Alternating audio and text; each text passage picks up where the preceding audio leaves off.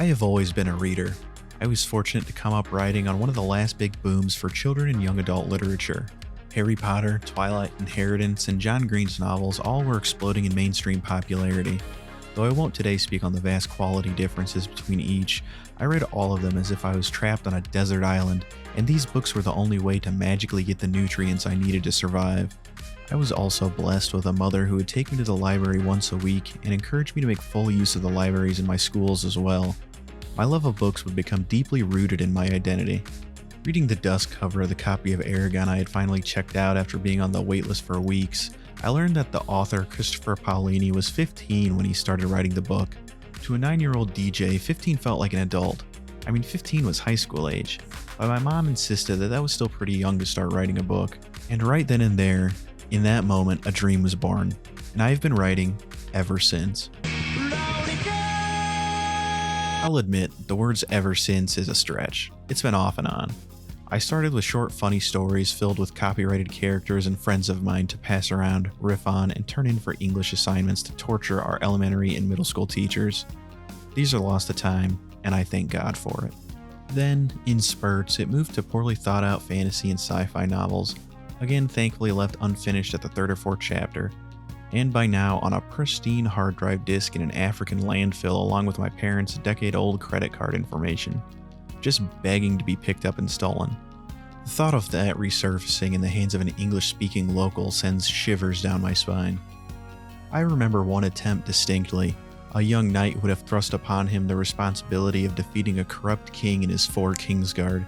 Each book in the series, it was a series by the way, would see our hero liberating the lands held by each of the Kingsguard until the penultimate 5th book, where all of the once oppressed subjects come together to help our hero slay the king. It's been a while, but I'm pretty sure it was a complete ripoff of the Inheritance series with some kind of Lego Knights twist thrown in.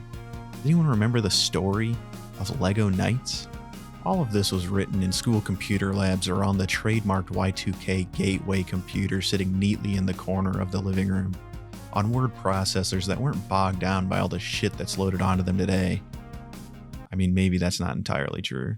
The point is, I didn't start writing with a pen and paper for a long time. They didn't seem like the right tools. I'd lose my loose leaves in the horrendousness of my adolescent room, surely. Keeping it all tucked away on a virtual folder just made sense. That was until I started writing selfishly, not for assignments, to make my friends laugh, or to show everyone I was destined to be the next great Paolini, but for my own eyes only. Sometimes journals, short stories, or weird memoir-esque shit like what you're listening to today. Like a bucket of slop and spit being tossed out of a saloon, I could dump all of the lunacies bouncing around my mind onto a piece of paper and be done with it. Stephen King advises to not write all your ideas down, to not keep a notebook, to not immortalize bad ideas. Good ideas will stay with you and grow, while bad ones, if not written down, will dissipate and be forgotten. And that works fine for most people with good ideas. I am not one. All my ideas are stupid and fester in my head, rotting a cavity through my brain until I finally put them down. And honestly, I love it. It's fun.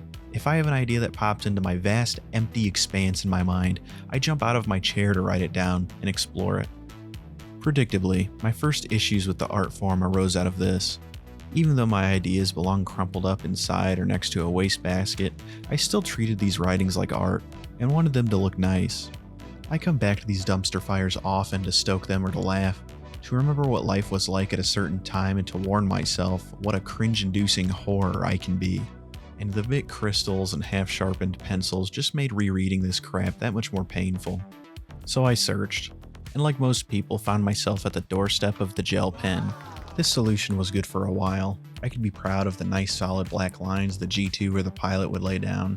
But I soon ran into another all too familiar problem. My brain bad. I was losing these fucking things like dandelion fluffs in the wind.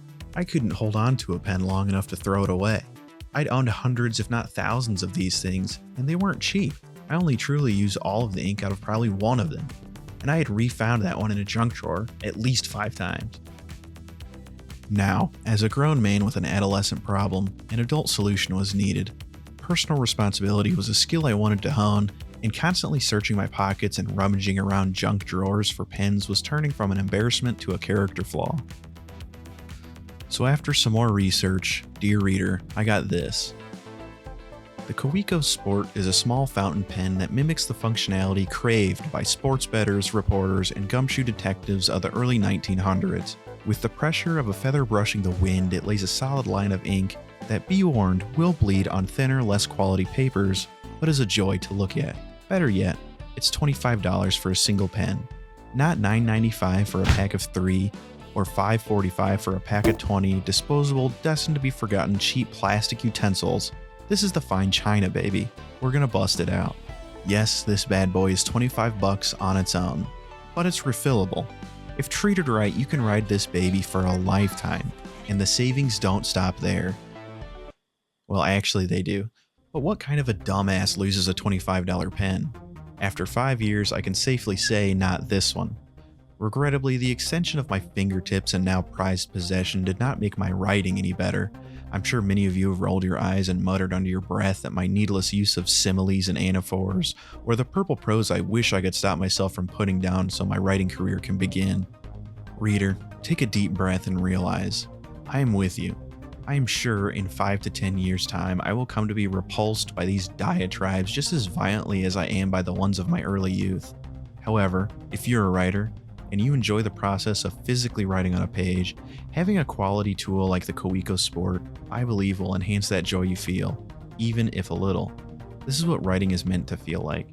The customizability of being able to use different inks, as well as the process of becoming familiar with one specific device that isn't subject to quality fluctuations or being a defective unit in a batch, that you can trust to exercise your art time and time again, is a pleasure I cling to.